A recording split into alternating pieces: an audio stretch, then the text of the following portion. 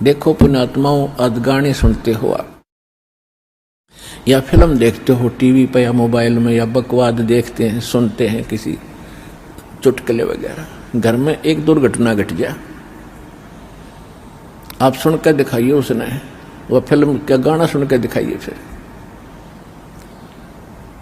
तो ऐसे गंदे लोक में हम ये गाने सुने और सुनाएं, गाने गाएं, यहां तो रोना पीटना है सबका। और इसमें भगवान की भक्ति साथ लेकर और इस मालिक की आरती दिन रात करो, भगवान की भजन दिन रात करो। ठीक है, कोई दुर्घटना घट भी जाए तो मालिक की भजन नहीं छोड़े, आरती इसी तरह करता रहे, इसमें बिल्कुल बंद नहीं करे। क्योंकि दुख हल्का भगवान ही कर सकता है, उसको रोते रोते भी मालिक ने याद करे। तो कहने का भाव यह है कि इस गंदे लोक में हम भूल जाते हैं, किसी के घटना घट गई, हम एक औपचारिकता करने जाते हैं वहां पर। अगर वो हमारे आया था और हम नहीं गए तो वो दुख मानेगा। बस वहां थोड़ी सी देर बस पूछ लेते हैं कैसे हुआ, क्या हुआ, बहुत बुरा हुआ, बाहर आते फिर वो सैर सपट्टे अपने जो के तो रहते। जिसके लागे सो तन जाने, और यह सब क्या लगेगी, किसी के पहले लग जाएगी, किसी के बाद में लगेगी। या तो कोई नहीं बचेगा इस मार से, काल के कोल्लू में सब पड़े हुए हैं। और एक दिन इसके पाठ के नीचे आपने आना पड़ेगा। परमात्मा कहते हैं चलती चक्की देख के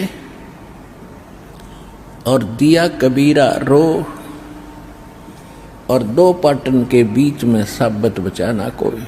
चक्की के बीच में चक्की चल रही है पत्थर की, उसमें कणक डाली जा रही है। कहते दो पाटों के बीच में, इस काल और माया के बीच में आपको पीसा जा रहा है, इसमें साबित कोई नहीं बचेगा। फिर कहते हैं कि किले से लागा रहे ताका नाश न हो। हमने देखा कि हमारी माताएं हाथ से चक्की पीसा करती थी और उसमें एक किला होता था, किला बीच में एक ऐसे दोनों पाटों के बीच में सेंटर में पाट होते गोल गोल चक्कर पत्थर के,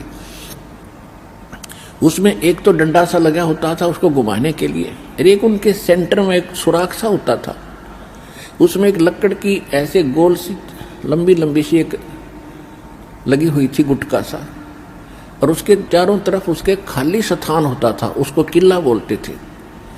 अब जो कणक उस किले में पड़ गई वह तो ज्यों की त्यों रहती थी,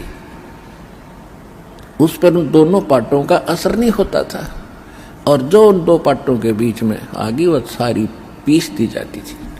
तो यहां परमात्मा कहते हैं किले से लागा रहे ताका नाश ना हो।